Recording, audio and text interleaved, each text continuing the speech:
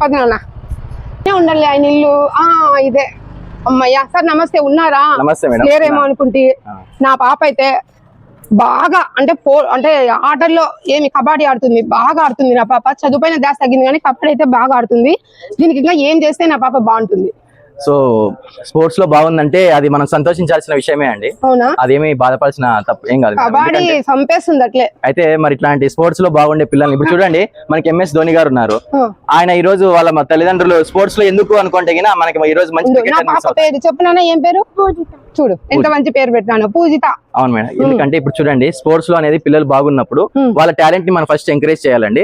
Encourage చేసి దాని తగ్గట్టుగా అనుకూలంగా మనం ఎప్పుడైతే నేమ్ కరెక్షన్ ఇస్తామో వాళ్ళు మరింత మెరుగైన స్పోర్ట్స్ లో వాళ్ళు మనకి దేశానికి వాళ్ళు మెడల్ తెచ్చే విధంగా గర్వంగా వాళ్ళు ఎదుగుతారండి. సో కాబట్టి నేనేమంటానంటే ఎడ్యుకేషన్ మాత్రమే ఇంపార్టెంట్ కాదు, సో స్పోర్ట్స్ కూడా ఇంపార్టెంటే. ఆడపిల్లలకి ఏదైనా ఇంపార్టెంట్. అవునండి. ఎందుకంటే ఇప్పుడు స్త్రీ శక్తి అనేది దేంట్లో కూడా తక్కువ కాదు అని మనం చూస్తున్నాం ఎక్కడ కూడా. సో ఇప్పుడు మనం ఖచ్చితంగా వాళ్ళని ఎంకరేజ్ అంటే ఉమెన్ ఎంపవర్మెంట్ అంటాము. సో ఖచ్చితంగా వాళ్ళని ఎంకరేజ్ చేయాలి.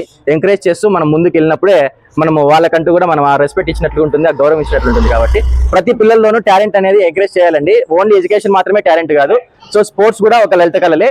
కాబట్టి ఖచ్చితంగా మన దగ్గరికి రండి, మంచి నేమ్ కరెక్షన్ తీసుకోండి, ఖచ్చితంగా సక్సెస్ అవ్వండి. All the very best. వీడియోలు మాత్రమే చేశాను, ఫేక్ వీడియోలు చేయను. గౌరీ